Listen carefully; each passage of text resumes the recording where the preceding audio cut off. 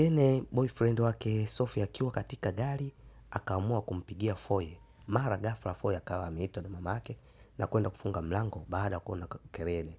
Foye akarudi katika kiti na kuongea naye Ekene.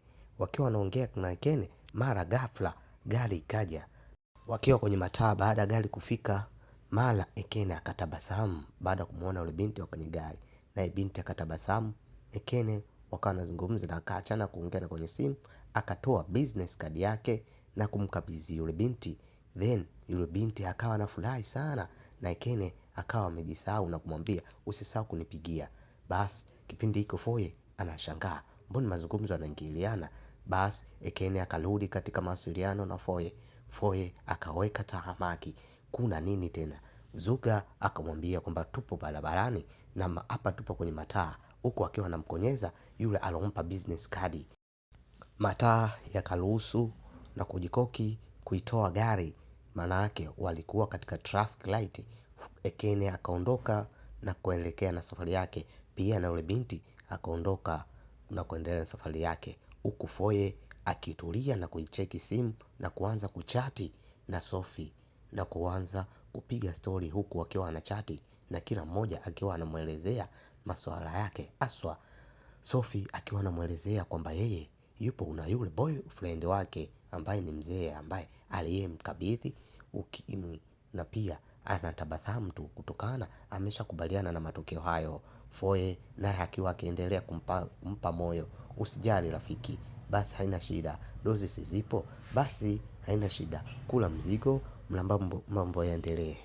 Sophie akamueleza mwenzake Foye, naye Foye akawa wanacheka tu na kumweleza kwamba huyu mtu ni tajiri mkubwa na ana pesa, na hapo mkononi ana cheni na pia ana saa ya dhahabu, ndio maana mimi siwezi kumwacha. Basi kuwa makini, haya haina shida. Basi katika mazungumzo yao yakiwa yanaendelea, wanafurahi sana. Baada ya kumaliza kuongea na simu akanyanyuka na kujikoki koki vizuri, then akaelekea kitandani, akachukua simu yake na kuiweka kwenye mkoba. Kipindi hiko akachukua kondom na kuiacha na kuiangalia ile saa ya gold ambayo alikuwa anahitaji. Akawa anamfungua taratibu ili yule mzee asistuke. Mara ghafla mzee kastuka na kumshika. Baada ya kumuona ni yule binti, naye Sophie akaivaa moja kwa moja na kudeka bila wasi, na mzee akamshika na kumlalia pia, wakiwa wanaongea na kufurahi pia bila shaka na kumpa kiss. Then huku Sophie akiendelea kuivaa ile saa na kubeba kila kitu chake na kuondoka. Mzee kamwangalia na kucheka na kurudi kitandani. Kipindi hiko anatoka ndani, anakutana na yule mlinzi na pia ni ndo dereva wa yule mzee ambaye alimpeleka siku zile, lakini dereva yule akammezea mate, then akamkonyeza na kupanda na kuelekea chumbani kwenda kumwamsha yule mzee. Na kipindi hiko katika ghetto lao kina Tony amerudi ghetto na kumkuta rafiki yake Devi yupo na princess ambaye ni girlfriend wake, na kuwafukuza watoke kwenye kitanda chake na yeye akakaa kwenye kitanda chake. Kitendo kile princess kilimuumiza sana na kuondoka. David alimwangalia kwa hasira Tony na kumtupia kitambaa, naye Tony akakichukua kile kitambaa na kukitupa. Mazungumzo yao yalikuwa kwamba ni hasira tu kwa sababu David anatumia ghetto la hostel. Mara ghafla simu iliita na simu nyingine Ekene alikuwa amempigia Tony, wakiwa wanazungumza masuala yao kule na huku na kule, lakini David alikuwa amekasirika tu, huku mawasiliano ya Tony na Ekene yakiwa yanaendelea na kumpa taarifa kwamba amepata demu mwingine na amempatia business card. Mazungumzo zao yakiwa yanaendelea, lakini David alikuwa anasikiliza tu. Baada ya mazungumzo kila mmoja alikata simu, huku tunamuona yule binti ambaye alipewa business card na Ekene akiwa anacheza pool table. Kumbe kwa pembeni yake Ekene alikuwa ameshafika, alikuwa anazungumza na Tony kwa nje. Basi hapo ndani wakawa wana play pool table wakiwa wawili tu, huku Ekene akiwa anammezea mate yule msichana na bila wasi na kumkonyeza, na maelekezo kadhaa yaliendelea, huku akiomba kwamba waendelee kuwa na mahusiano. Lakini mwanamke hakuwa na shida kwa sababu Ekene ni mtu mmoja maarufu sana. Baada ya mazungumzo na yule binti, Ekene akatoka na kumfuata rafiki yake Femi na kuondoka huko akiwa anafurahi sana. Alikuwa ameenda kumchukua airport na kumrudisha nyumbani. Walikuwa wanafurahi sana kutokana na kupotezana kwa muda mrefu. Ni marafiki ambao wanapendana na pia ni watu wa karibu sana ambao wanafichiana siri.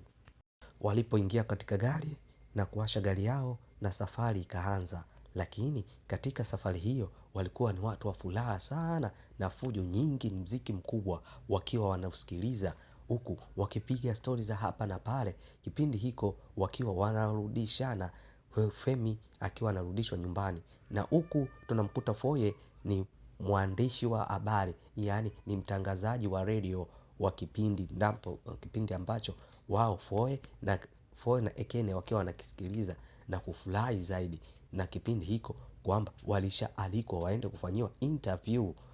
Hasa Femi akafanyiwa interview na redio hiyo. Huku upande mwingine Sophie akielekea kwenye geti lake, yaani katika chumba chake, anaingia ndani anamkuta Princess. Alimshangaa Princess, naye Princess akamkimbilia Sophie na kutaka kumkumbatia, lakini kitendo kile Sophie hakukitaka. Akazima muziki, then akaanza kumwambia kelele za nini, kwani shida kuna nini? Akazama kwenye mkoba wake na kutoa pesa na kumkabidhi Princess ili atoke hapo kwa sababu anapiga kelele sana na hakutaka kitendo hiko. Akamchukulia na begi na kumtupia pembeni, lakini Princess alikasirika sana, lakini Sophie hakujali na stress zake. Huku upande mwingine Femi anakaribishwa na baba yake pamoja na Ekene wakiwa wanafurahi. Mzee anafurahi sana kumwona mwanae na kumfanyia, yaani kama amefanyiwa surprise.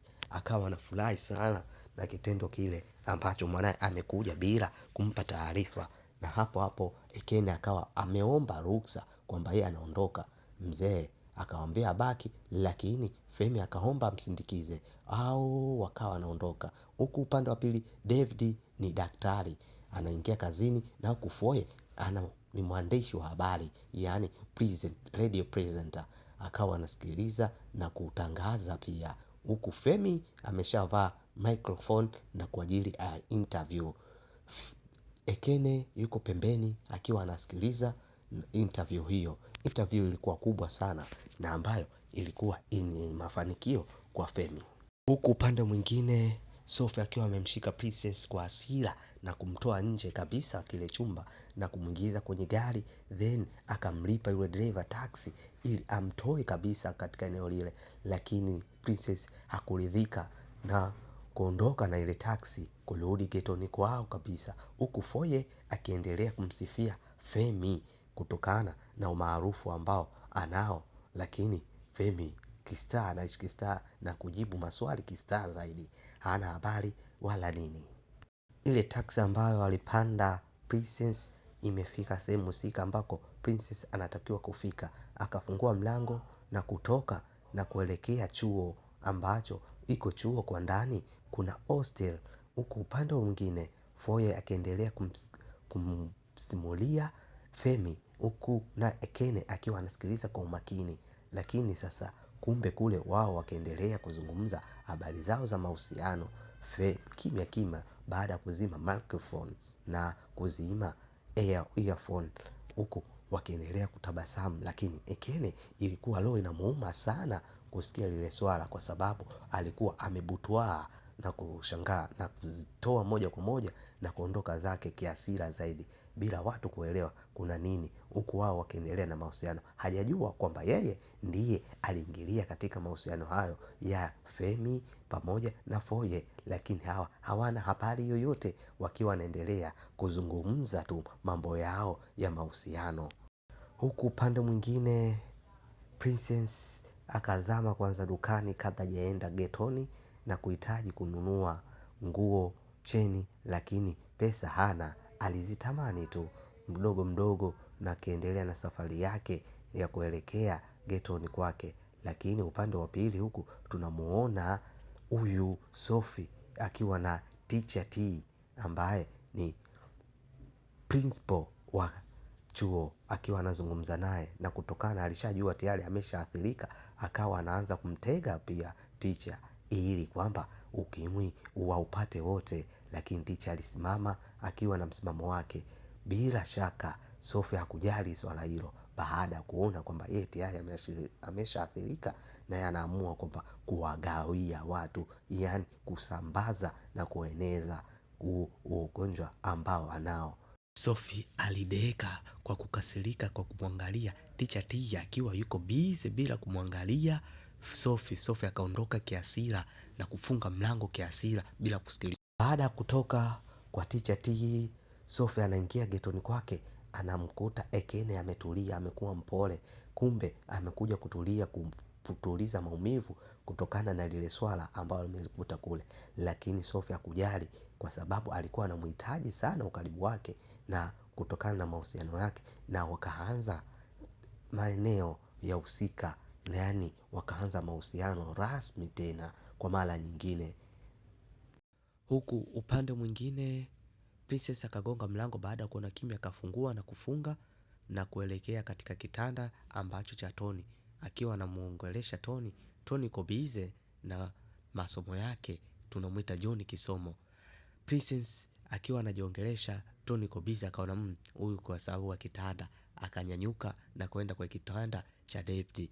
Hapo mara David naye anaingia, wa kumuona tu akamfurahia Princess bila kumpa salamu rafiki yake kipenzi Tony. Lakini Princess alimwambia rafiki yako huyo mpe salamu, akampa salamu. Huku upande mwingine, upande wa pili, Sophie ameamka kitandani na kujiangalia, akajikuta kwamba ameshiriki tendo bila kutumia kinga. Yani anamaanisha kwamba tayari ameshamwambukiza Ekene. Lakini tunakuja upande wa pili, Tony akiwa anazungumza na kumuuliza mwenza wake, oya kwani kuna nini? Lakini huku David aliinama na kumwangalia, huku akimwangalia Princess jinsi alipopendeza. Nao alishangaa sana Tony. Usiku ulipofika, wakaelekea klabu kwenda kujirusha. Yani ni muda wa party, wanaita night party. Kila mmoja alikuwa anajirusha vile itakavyo. Juu yupo Nay wa Mitego akiwa anaimba ngoma zake Umalile. Bila shaka wanafunzi, si unajua tabia za wanafunzi kwenye party za usiku, wakiwa wananengemua tu viuno na kuimba nyimbo mbalimbali. Huku Devi alimshika Princess na kuelekea katika kucheza katikati ya umati wa watu. Bila shaka yoyote, kila mmoja alikuwa amejiachia kwa sababu ilikuwa ni weekend na muda wa kujirusha na party hilo. Mziki ulikuwa mkubwa na wenye maana mkubwa sana, huku wakiendelea kucheza huku na kule. Lakini upande wa pili tunamuona Ekene anakabidhiwa vidonge na yule mlinzi wa yule mzee. Yani kwamba na yeye kumbe alijijua kwamba ameshaathirika na ukimwi. Kwa kifupi yani wanasambaziana tu. Baada ya kupata dose, akaelekea kwenye mziki naye kupanda juu ili kwamba acheze naye mziki akiwa hana habari ya aina yoyote. Wanafunzi wa kike wanajirusha na party na kufurahi bila shaka.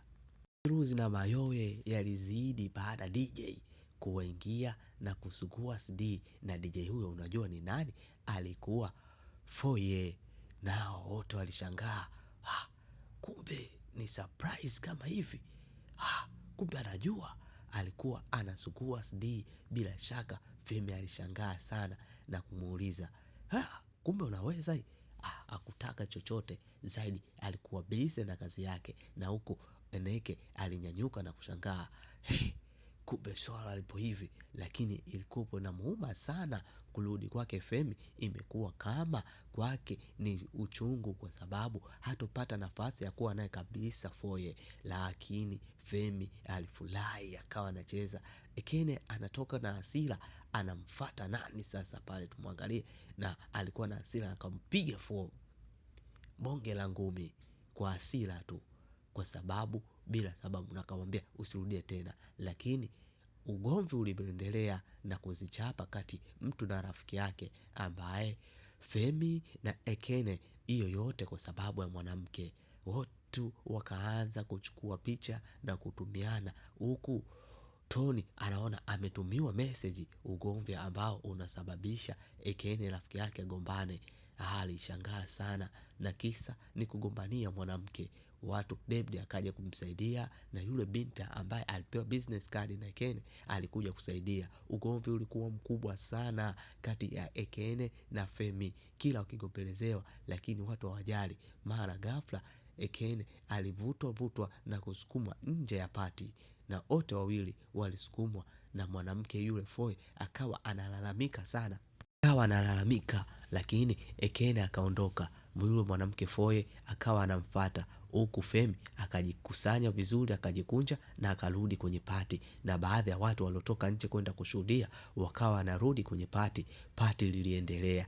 Kipindi hiko anaingia, walinzi hawakumtaka tena, wakamrudisha tena nje kwamba hawamtaki, ni mtu ambaye amesababisha fujo. Huku tunakuja upande wa pili, hospitalini, na Femi ametoa barua, yani karatasi, anasubiri dozi, yani alienda kuchukua VAR zake na kupewa dozi zake, then akazikunja vizuri na kuondoka. Kipindi hiko nyuma yake alikuwa yule mlinzi wa yule mzee, naye alienda kuchukua dozi.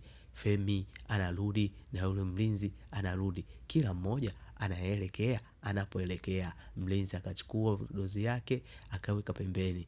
Yani huu hatari, ukimwi jambo la kawaida. Baada ya kuweka, mzee akachukua dozi yake, then akafungua na kuanza kutumia papo hapo, baada ya kupewa maji na dereva wake. Yani huu hatari sana. Kwa akameza kidonge na kumshushia na maji bila shida, bila wasi.